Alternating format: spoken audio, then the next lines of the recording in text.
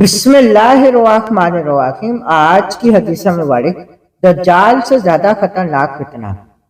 حضرت ابو ذر غفاری رضی اللہ تعالیٰ عنہ نے بیان کیا، میں سیدنا رسول اللہ صلی اللہ علیہ وآلہ وسلم کے ساتھ چل رہا تھا۔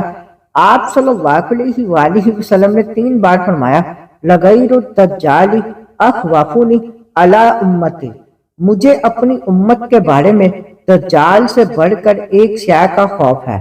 میں نے عرض کی، یا رسول اللہ صلی اللہ علیہ وآلہ وسلم، وہ کون سی چیز ہے جس کا خطرہ دجال سے بھی زیادہ ہے؟ آپ صلی اللہ علیہ وآلہ وسلم نے فرمایا، ائمۃ مضلین، گمراہ کرنے والے پیشوا یا رہنما۔ مسند احمد، حدیث نمبر 21296۔ السلام علیکم ورحمۃ اللہ وبرکاتہ۔ پیارے اسلامی بھائیوں اور بہنوں، آج ہم ایک ایسی حدیث مبارک کے بارے میں جانیں گے جس میں نبی کریم صلی اللہ علیہ وآلہ وسلم نے اپنی امت کے لیے ایک بہت بڑے خطرے سے آگاہ فرمایا ہے۔ جب دجال کا ذکر ہوتا ہے تو ہر مسلمان کے دل میں خوف پیدا ہوتا ہے، کیونکہ دجال فتنوں میں سب سے بڑا فتنہ ہے۔ نبی کریم صلی اللہ علیہ وآلہ وسلم نے بھی اپنی امت کو دجال کے فتنے سے بچنے کی تلقین فرمائی ہے۔ لیکن ذرا سوچئے، اگر نبی کریم صلی اللہ علیہ وآلہ وسلم کسی ایسی چیز کے بارے میں فرمائے کہ مجھے اپنی امت پر اس کا خوف دجال سے بھی زیادہ ہے، تو وہ چیز کتنی خطرناک ہوگی۔ پیارے اسلامی بھائیوں، انسان کی زندگی میں رہنمائی کی بہت اہمیت ہوتی ہے۔ لوگ اپنے علماء، رہنماؤں اور پیشواؤں کی بات سنتے ہیں اور ان کے بتائے ہوئے راستے پر چلتے ہیں۔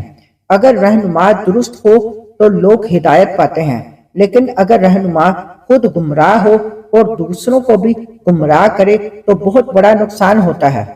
گمراہ کرنے والے پیشوا وہ ہوتے ہیں جو دین کی صحیح تعلیمات کو چھوڑ کر اپنی خواہشات کے مطابق باتیں کرتے ہیں، لوگوں کو قرآن و سنت کے صحیح راستے سے ہٹاتے ہیں اور دین میں ایسی باتیں داخل کرتے ہیں جن کی کوئی اصل نہیں ہوتی۔ اس لیے ہر مسلمان پر لازم ہے کہ دین کی بات معتبر علماء اور قرآن و سنت کی روشنی میں سیکھے۔ صرف خوبصورت گفتگو، شہرت یا بڑی تعداد کو حق کی دلیل نہ سمجھے، بلکہ یہ دیکھے کہ بات قرآن، سنت اور اسلاف امت کے طریقے کے مطابق ہے یا نہیں۔ پیارے اسلامی بھائیوں، جب گمراہ رہنما معاشرے میں پھیل جاتے ہیں تو بہت سے لوگ حق اور باطل میں فرق نہیں کر پاتے۔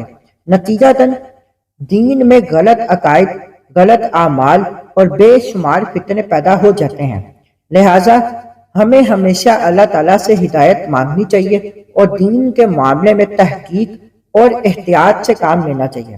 یا اللہ، ہمیں حق کو حق سمجھ کر اس پر عمل کرنے کی توفیق عطا فرما اور باطل کو باطل سمجھ کر اس سے بچنے کی توفیق عطا فرما۔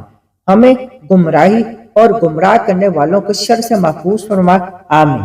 سبحان اللہ، اس حدیث مبارک سے معلوم ہوا کہ دین کے نام پر گمراہ کرنے والے لوگ امت کے لیے بہت بڑا فتنہ ہے۔ اس لیے قرآن و سنت اور اسلاف امت کے طریقے کو مضبوطی سے تھامے رکھنا چاہیے۔ اگر آپ کو یہ حدیث مبارک پسند آئی ہو تو اسے زیادہ سے زیادہ شیئر کریں تاکہ نبی کریم صلی اللہ علیہ وآلہ وسلم کا یہ اہم پیغام زیادہ سے زیادہ مسلمانوں تک پہنچ سکے۔